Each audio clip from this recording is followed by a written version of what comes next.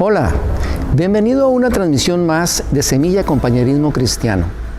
Estamos seguros de que nuestro recorrido a través del primer libro de los Reyes será de edificación para tu vida. Recuerda que cada lección, más que ser una predicación o una enseñanza, es una guía para tu estudio personal o en grupo. No te pierdas la oportunidad de descubrir por ti mismo las verdades profundas de esta porción de la Escritura. Una vez más, bienvenido.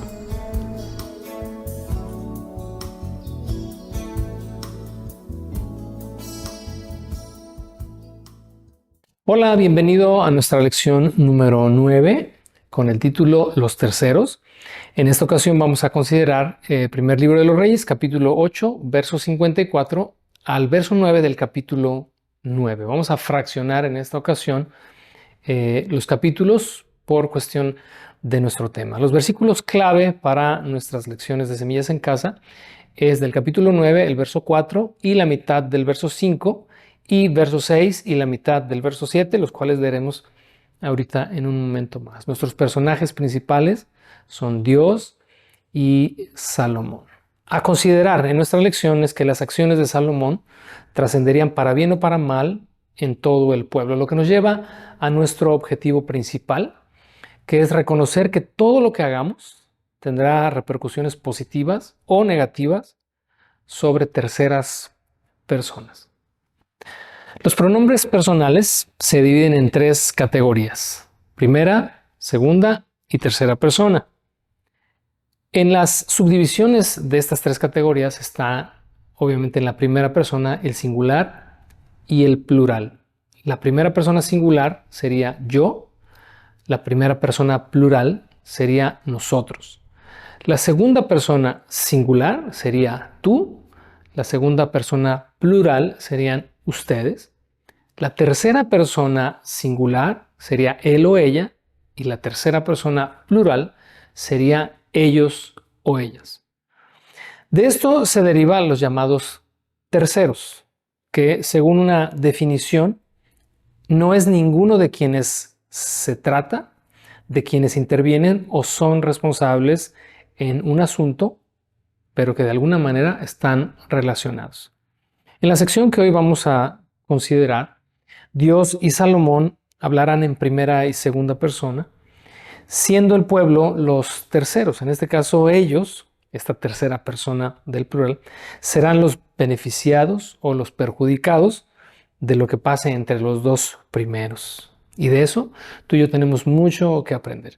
Yo espero que a través de esta lección podamos nosotros identificar cómo nuestras acciones, las cosas que nosotros no resolvamos o las cosas que nosotros decidamos mal en nuestra relación con Dios, siempre va a traer una consecuencia hacia terceras personas. Eso es algo inevitable. Ahora, vamos a dividir nuestro pasaje de hoy en dos secciones. La primera será los terceros beneficiados y la segunda será los terceros perjudicados. Permíteme hacer primeramente una aclaración doctrinal. En Éxodo capítulo 20, verso 5, Dios en este decálogo dado a Moisés hizo una declaración que trascendió en el pensamiento y en la vivencia del pueblo de Israel. Dice así Éxodo 25: porque yo, el Señor tu Dios, soy Dios celoso, quien no tolerará que entregues tu corazón a otros dioses. Extiendo los pecados de los padres sobre sus hijos. Toda la familia de los que me rechazan queda afectada, hasta los hijos de la tercera y la cuarta generación. Como te decía, esto afectó el pensamiento y la vivencia de todas aquellas generaciones posteriores al pacto mosaico. Sin embargo, en Ezequiel capítulo 18, verso 20, que dice así: la persona que peque es la que morirá. El hijo no será castigado por los pecados del padre, ni el padre será castigado por los pecados del hijo. Los justos serán recompensados por su propia conducta recta y las personas perversas serán castigadas por su propia perversidad. Y entonces esto de alguna manera abre ahora la posibilidad de que cada uno sea responsable de sus acciones. Y así es hasta el día de hoy. Cada uno de nosotros, de forma individual, nos debemos y somos responsables de las cosas que hacemos. Pero si bien es cierto que los hijos no cargan con el pecado de los padres, según lo que acabamos de leer en Ezequiel 18:20, en el caso, ¿verdad?, hablando de los padres y de su influencia sobre los hijos, sí los hijos vienen a ser terceros perjudicados. Sí los hijos vienen a recibir un daño colateral o una carga aplicada de forma indirecta. Digo, tomé como ejemplo el caso de padres e hijos por la referencia de Ezequiel 18. Pero aquí hay un principio detrás de todo esto, que lo que nosotros hacemos, sea bueno o sea malo, va a afectar positiva o negativamente, según sea el caso, a terceras personas. No están pagando directamente por nuestras acciones. Simplemente de una forma indirecta van a recibir o el beneficio o el perjuicio. Vamos a nuestra primera sección, que es terceros beneficiados, que va del verso 54 hasta el verso 66. Lo vamos a dividir en algunos subpuntos. El primero de ellos es el punto A, es la influencia sobre los terceros. Vamos al verso 54 de nuestro pasaje de hoy. Cuando Salomón terminó de elevar estas oraciones y peticiones al Señor, se puso de pie frente al altar del Señor donde estaba arrodillado, con las manos levantadas al cielo. Recordarás, en la lección anterior tomamos prestado este verso 54 para recordar, ¿verdad? O más bien para describir esta escena en la cual Salomón comenzó a orar de pie y terminó de rodillas. Ahora vuelve a ponerse de pie nuevamente y dice que está delante del altar del Señor. En esta sección primera de terceros beneficiados y en este primer punto, que es la influencia sobre los terceros, yo quiero invitarte a que observes esto. Salomón está en su mejor momento en cuanto a su vida espiritual. Su influencia en la vida espiritual de Israel fue una influencia muy fuerte en sus inicios. Han pasado más o menos 20 años, por lo que leemos aquí en esta sección. Han pasado 20 años de su reinado. Su reinado duró 40 años, más o menos. Entonces prácticamente nos ubicamos a la mitad de su gobierno. Y hasta este punto las cosas van muy bien. Ha terminado de construir el templo, ha terminado de edificar, construyó su palacio, cosa de lo que en la próxima lección, la lección número 10, hablaremos también un poco, porque comienza ya el declive en el corazón de Salomón. Pero al menos lo que nos muestra el pasaje hasta acá, la condición espiritual de Salomón es óptima. ¿Y esto a qué nos lleva? Si la condición de Salomón como rey y como representante de toda una nación está espiritualmente bien alineada con Dios, de una forma natural, las consecuencias positivas para la vida espiritual de Israel también se dejan ver. Entonces, esto es la influencia sobre terceros. Esta frase, ¿verdad?, que repetimos muchas veces: como está la cabeza, está el cuerpo. Y eso es algo recurrente en el libro de los Reyes. Hoy estamos, ¿verdad?, o en estas últimas semanas, estamos comenzando nuestra travesía en esta historia, ¿verdad?, de los monarcas de Israel, que abarca estos dos libros, primero y segundo de los Reyes, y la constante es la misma. Según esté la vida espiritual del rey, estará también la vida espiritual del pueblo de Israel. Es prácticamente inseparable, ¿verdad?, una de la otra. Difícilmente nos vamos a encontrar, más bien imposible, nos encontraremos un rey que esté alineado con Dios y el pueblo no, o viceversa. Así que la influencia sobre terceros comienza precisamente con la forma en la que tú y yo estamos desarrollando nuestra vida espiritual. Cuando tú estás en tu mejor momento espiritualmente hablando, y ojalá que hubiera siempre ese mejor momento y que siempre estemos en ese mejor momento, vamos a poder beneficiar e influenciar a los que estén más próximos a nosotros, comenzando con nuestra familia, también con nuestra familia en la fe, con nuestros amigos, etc. Eso nos lleva al punto B de esta primera sección, que es la bendición de los terceros, versos 55 al 61, que dicen así. De pie bendijo en voz alta a toda la congregación de Israel, diciendo: Alabado es el Señor, quien ha dado descanso a su pueblo Israel, tal como lo prometió. No ha faltado ni una sola palabra de todas las promesas maravillosas que hizo mediante su siervo Moisés. Que el Señor nuestro Dios esté con nosotros como estuvo con nuestros antepasados, que nunca nos deje ni nos abandone, que ponga en nosotros el deseo de hacer su voluntad en todo y de obedecer todos los mandamientos, los decretos y las ordenanzas que dio a nuestros antepasados. Y que esta oración que hice en la presencia del Señor esté delante de Él continuamente, de día y de noche, para que el Señor nuestro Dios haga justicia conmigo y con su pueblo Israel, según las necesidades de cada día.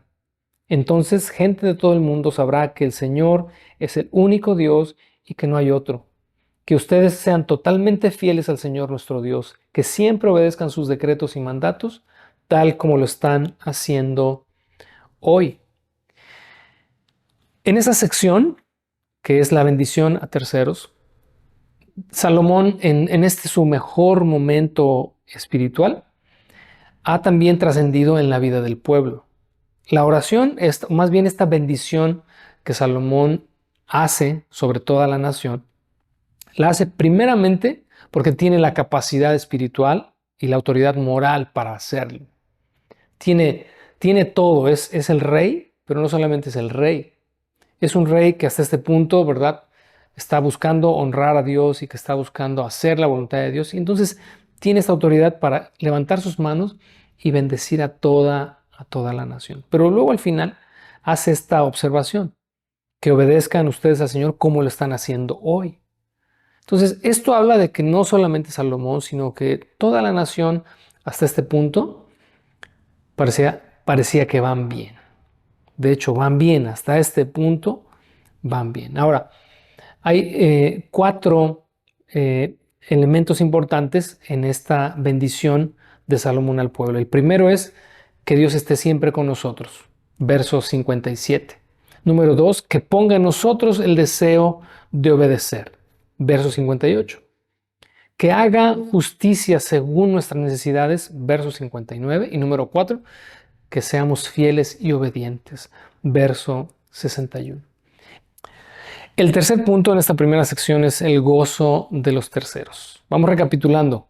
El primer punto fue la influencia sobre los terceros, el segundo, la bendición de los terceros, y el tercero es el gozo de los terceros, que está en los versos 62 al 66. Vamos a leer versos 62 al 66, que dicen así. Luego el rey y todo Israel junto con él ofrecieron sacrificios al Señor.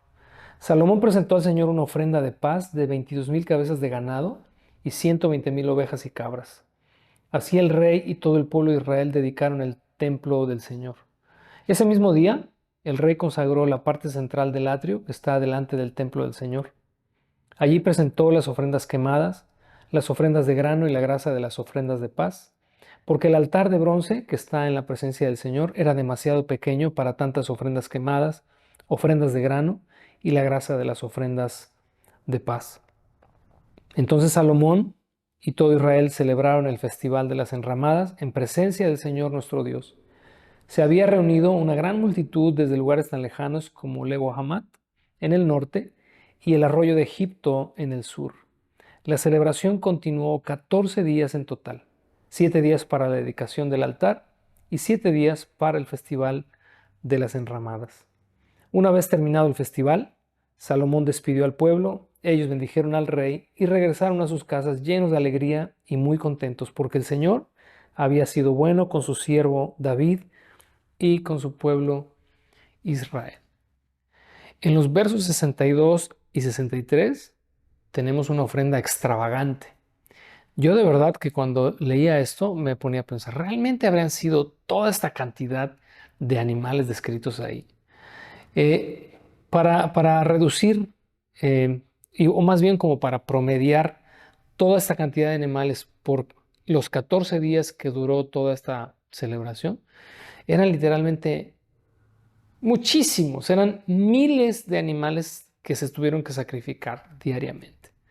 Pero bueno, El pasaje, la escritura nos dice que era esa cantidad.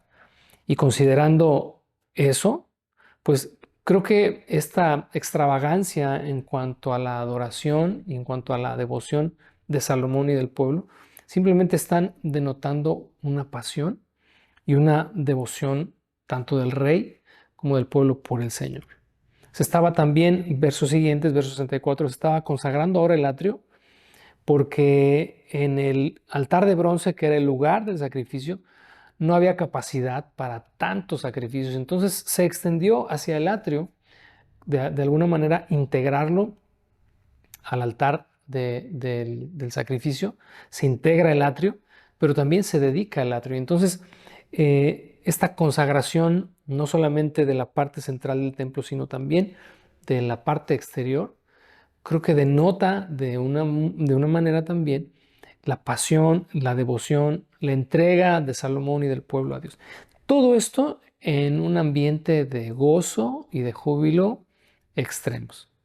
Se refiere aquí que la dedicación del templo se alineó al mismo tiempo que se celebró la fiesta de las enramadas, o esta llamada la fiesta del Sukkot, que también en algunas traducciones es la fiesta de los tabernáculos, una de las 3 festividades más importantes del pueblo de Israel, en la cual conmemoraban su estancia en el desierto por 40 años cuando salieron de Egipto, y entonces hacían enramadas o hacían tiendas temporales, obviamente, alrededor de Jerusalén y en las calles, y todas las personas que vivían incluso en Jerusalén salían de sus casas para hacer estas enramadas y morar ahí en conmemoración de aquel día en el que fueron sacados de Egipto y en el que moraron en el desierto durante todo este tiempo. Yo te invito a que leas en casa Levítico capítulo 23 del verso 34 al 43, y ahí te vas a encontrar precisamente que es Dios mismo quien determina esta festividad como una festividad solemne que tendría que repetirse por todas las generaciones. Así que te imaginas, la celebración del Sukkot, que duraba 7 días, se integró a estos 7 días de dedicación, y los 14 días fueron de gozo. ¿Por qué? Porque la fiesta del Sukkot tenía como particularidad este hecho: alegría y gozo. Lo leerás ahí en Levítico. Esta fiesta no era una fiesta de lamento, no era una fiesta, ¿verdad?, de reflexión, era una fiesta de alegría, era una fiesta de conmemoración. Y entonces puedes imaginarte cómo esto de alguna manera viene derivándose de la dedicación del templo, de la oración de Salomón, de la bendición de Salomón sobre el pueblo. Entonces, por donde veas el cuadro y la escena, todo está perfecto. ¿Por qué? Porque la vida espiritual, porque más bien hay vida espiritual rebosando en el rey y también en el pueblo entero. Entonces, veamos todo esto a partir de la influencia que Salomón está ejerciendo sobre toda una nación. Recuerda que estamos en nuestra sección primera, que es terceros beneficiados. Salomón ha alineado su corazón para con Dios, Salomón ha vuelto su corazón a Dios, más bien ha comenzado, ha tenido un buen comienzo. Lamentablemente, como veremos a partir de la lección número 10, comenzó un declive muy lamentable, muy lamentable, de lo cual hablaremos en su momento, pero comenzó muy bien. Y entonces los primeros que fueron beneficiados fueron el pueblo de Israel. Por eso le llamamos a esta primera sección terceros beneficiados. Yo espero que a partir de tu reflexión y a partir también de las notas que harán para sus grupos o el estudio en grupo en casa, podamos entender y ver cómo esta dinámica sigue vigente. Ya leímos en un principio, ¿verdad?, que no pagan los hijos ni se benefician los hijos directamente por los padres, o en este caso por las personas que influyen sobre ellos, pero este principio de alcance, de beneficio o de daño a terceros, se mantiene hasta el día de hoy. Así que, ¿cuál sería la invitación hasta este punto? Pues que alinees tu vida espiritual, que vivas delante de Dios así como lo está haciendo el pueblo, en obediencia, en fidelidad, en lealtad al Señor, en honra a su nombre, para que no solamente tú seas beneficiado, sino que también terceros puedan hallar un beneficio de esto. Ahora sí, vamos a nuestra segunda sección, que es terceros perjudicados. Vamos al capítulo 9, versos 1 al 9. Pero antes de leerlo, quiero que observe lo siguiente. En la primera sección, Salomón fue de alguna manera el personaje principal. Él está delante del altar, él está levantando sus manos, él está bendiciendo al pueblo, él declara esta bendición sobre el pueblo y de alguna manera el pueblo beneficiado y deriva en un momento de gozo extremo, cosa que ya revisamos. Pero en esta segunda sección, el capítulo 9, hay un intercambio de personajes en cuanto a quién es el primer cuál es el pronombre en primera persona, y ahora es Dios. Han pasado, como te decía hace un momento, 20 años desde que Salomón comenzó a reinar y se sobreentiende que estamos justo a la mitad. Vamos a leer el verso 1 del capítulo 9, solamente como para agarrar un poquito de impulso y revisar los versos restantes en ese sentido de terceros perjudicados. El verso 1 dice así: así que Salomón terminó de construir el templo del Señor y también el palacio real. Llevó a cabo todo lo que había pensado hacer. Ya a estas alturas, Salomón terminó la construcción del templo, obviamente. Ya pasamos la dedicación y todo esto, pero también nos refiere el verso 1 que Salomón terminó de construir su palacio. En total habían transcurrido 20 años. Y suponemos, como dije ya previamente, que Salomón hasta este momento ha hecho las cosas bien. Pero luego entramos al verso 2 y no es que esté haciendo las cosas mal a partir del verso 2, pero a partir del verso 2, Dios ahora toma este primer lugar en cuanto al diálogo y en cuanto a esta interlocución con Salomón. Y entonces vamos a ver en esta sección del verso 2 al 9 los tres pronombres personales, es decir, primera, segunda y tercera persona. Dios aquí será la primera persona del singular, porque Dios comenzará a hablar, en otras palabras, Él se convierte en el yo. Salomón será tú, es la segunda persona del singular, y los israelitas presentes o futuros, es decir, ellos, serán las terceras personas del plural. ¿Recuerda la definición que dimos en la introducción acerca de los terceros? No es ninguno de quienes se trata, de quienes intervienen o son responsables en el asunto, pero que de alguna manera están relacionados. Esta segunda sección, terceros perjudicados, nos muestra cómo el pueblo de Israel se vería beneficiado o perjudicado de lo que pasara entre la primera y segunda persona, es decir, entre Dios y Salomón. Vamos a los versos 2 al 3 y observa ahí a Dios en primera persona. Entonces el Señor se le apareció a Salomón por segunda vez, como lo había hecho en Gabaón. El Señor le dijo: he oído tu oración y lo que me pediste. He apartado este templo para que sea santo, este lugar que has construido, donde mi nombre será honrado para siempre. Lo vigilaré sin cesar, porque es muy preciado a mi corazón. ¿Qué es lo que está diciéndole Dios a Salomón? Salomón, he atendido tu oración llegó hasta mí, porque como vimos anteriormente, la oración de Salomón, en la lección anterior hablamos acerca de la oración tan entendida y con tanta comprensión de Salomón. Y esa oración llegó a la presencia de Dios. Dios escuchó su oración y entonces lo que le está diciendo Salomón: escuché tu oración, llegó hasta mí y voy a corresponder, voy a actuar en consecuencia a lo que me has pedido. Y estará mi presencia en este lugar y vigilaré este lugar, dice, porque es preciado para mi corazón. ¡Qué palabras!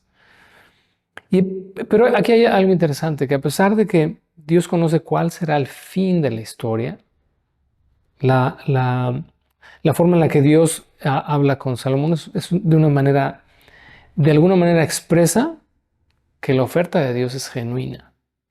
Dios está diciéndole voy a cuidar este lugar para siempre.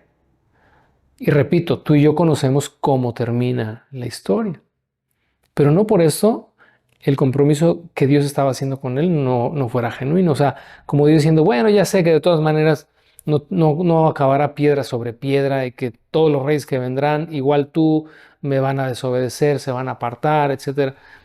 Pues ya ni para qué te hago caso. No, eso es todo un misterio, ¿verdad? Y creo que no hay una respuesta a por qué Dios actúa de esa manera, aun cuando sabe cómo vamos a proceder. Pero de que es genuino, es genuino. Y entonces lo que Dios está poniendo sobre la mesa es, aquí voy a estar. Pero eso corresponde a un compromiso bilateral. Dios está poniendo su parte. Dice, yo por mi cuenta no te voy a fallar, aquí voy a estar. Luego entonces Salomón está aquí conjugado en segunda persona del singular, porque es Dios quien está hablando. Por lo tanto, Salomón es quien en este momento está escuchando o está recibiendo toda esta información. Versos 4 y 5. Vamos a leer lo que dicen ahí. En cuanto a ti, si me sigues con integridad y rectitud como lo hizo tu padre David y obedeces todos mis mandatos, decretos y ordenanzas, entonces estableceré tu dinastía en el trono de Israel para siempre. Pues a tu padre David le prometí, siempre habrá uno de tus descendientes en el trono de Israel. Y esas son las condiciones del pacto, las condiciones del compromiso. ¿Recuerdas la lección número 6? Si tú, entonces yo, y hablamos de este sí condicional. Bueno, nos volvemos a encontrar aquí otra vez con estas promesas condicionadas, con estos pactos condicionados. ¿Por qué están condicionados? Ya hablamos de eso en su momento, pero vamos a recordarlo, porque nosotros siempre somos propensos a fallar. Entonces Dios no puede hacer un pacto con nosotros o un compromiso con nosotros indistintamente de lo que nosotros hagamos o de la forma en la que respondamos. Dios nos promete bendición, pues obviamente está supeditada a nuestra obediencia. Ya hablamos de eso en el capítulo, en la lección número 6. Pero lo que Dios le está diciendo aquí a Salomón, mira, si tú cumples tu parte del trato, y no solo tú, sino también tus descendientes, todo va a estar bien. Mi palabra seguirá puesta sobre la mesa y yo cumpliré todo lo que he prometido. Y serás tú el primero en ser beneficiado. Pero también aquí hay una implicación, no explícita, pero sí, ¿verdad? Se implica acá el que si tú fallas este pacto, habrá consecuencias para terceros. No solamente directamente para ti, sino que indirectamente para otros. Por eso estamos en esta segunda sección, viéndola desde la perspectiva de estos terceros perjudicados. Lo que nos lleva precisamente al tercer punto de esta segunda sección. Y con esto vamos a ir cerrando ya el pueblo como terceras personas y el pueblo obviamente como terceros beneficiarios o terceros perjudicados. Vamos a leer los versos 6 al 9. Sin embargo, si tú o tus descendientes me abandonan y desobedecen los mandatos y los decretos que les he dado y sirven y rinden culto a otros dioses, entonces desarraigaré a Israel de la tierra que le he dado. Rechazaré este templo que hice santo para honrar mi nombre. Haré que Israel sea objeto de burla y de ridículo entre las naciones. Y aunque ahora este templo sea imponente, todos los que pasen por allí quedarán horrorizados y darán un grito ahogado a causa del horror. Preguntarán, ¿por qué habrá hecho el Señor cosas tan terribles a esta tierra y a este templo? Y la respuesta será, porque los israelitas abandonaron al Señor su Dios, quien sacó a sus antepasados de Egipto, y rindieron culto a otros dioses y se inclinaron ante ellos. Por esa razón el Señor les envió tantas calamidades. El abandono de Dios por parte del rey, ya sea Salomón o cualquiera de sus descendientes, dice aquí el pasaje, traerá consecuencias muy lamentables sobre toda una nación. Todo un pueblo, toda una generación o quizás más de una generación se vería profundamente afectada por las decisiones de aquellos quienes les representaban. Los dos libros, primero y segundo de Reyes, nos contarán muchas historias como estas. Historias en las que el rey daba la espalda a Dios, se abría a la idolatría. Salomón mismo, lamentablemente lo veremos unas lecciones más adelante, se abrió a la idolatría. Esta advertencia que Dios le hizo, la hizo porque creo que veía ya lo que había en su corazón, un corazón inclinado hacia las cosas de este mundo, de esta vida, hacia las mujeres, hacia la idolatría. Y Dios le está advirtiendo algo. Yo estaré aquí presente, cumpliré mi parte del trato, espero que tú cumplas la tuya, pero si no cumples tu parte, pues entonces no hay trato. Pero ojalá todo terminara ahí. Esta última sección, que creo que es la parte central de toda esta lección, es: Salomón, no solamente tú lo vas a pagar, lo va a pagar una generación entera. Si tú o tus descendientes me abandonan, desarraigaré, dice a Israel, del lugar que les he dado. El libro de los Reyes, que se conforma por los dos libros, primero y segundo de Reyes, ya al final, en el capítulo 25 de segunda de Reyes, termina con un trágico final. Prácticamente lo que estamos leyendo aquí es lo que se describe en el capítulo 25. Israel fue desarraigado de su tierra, el templo fue destruido completamente y vinieron 70 años de exilio para la nación. Prácticamente todo lo que vimos desde la oración de Salomón y lo que vemos acá en este perjuicio que los reyes o los representantes traerían sobre los terceros, en este caso sobre el pueblo, prácticamente lo ves en resumen en Segunda de Reyes capítulo 25. De hecho, te animo a que vayas, cuando hagas tu reflexión sobre esto que estamos leyendo, ve al capítulo 25 y ve cómo termina la historia. Te decía que a pesar de que Dios conocía cuál sería el final, el ofrecimiento de Dios, la oferta de Dios, la promesa de bendición y de resguardo de Dios de ese lugar, fue genuina, fue fiel. Pero está de por medio nuestro proceder, está de por medio nuestra obediencia, está de por medio nuestra fidelidad a Dios. Y entonces en el momento en el que Salomón posteriormente desvió su corazón, comenzó la declive no solo de Salomón, sino también la declive de toda aquella generación, y así se repitió rey tras rey tras rey, con algunas excepciones. Desafortunadamente, los buenos reyes fueron la excepción a la regla.